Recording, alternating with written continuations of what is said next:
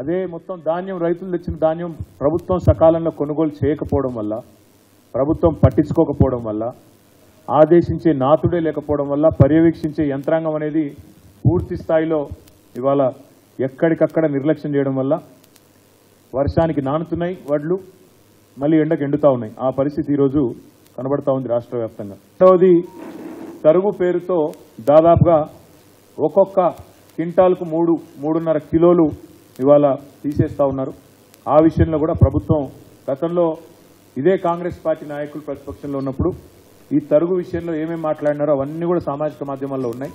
మరి వారు ఆనాడు చెప్పిన మాటల్ని నేను ఉటంకిస్తా ఉన్నాను, కొత్తదేం లేదు. ఎట్టి పరిస్థితుల్లో కూడా రైతుకు అన్యాయం చేయకుండా, తరుగు అనేది లేకుండా మరి ముందుకు రావాలి, వెంటనే రైతులకు పూర్తి స్థాయిలో న్యాయం చేయాలని చెప్పి కూడా మేము డిమాండ్ చేస్తా ఉన్నాం.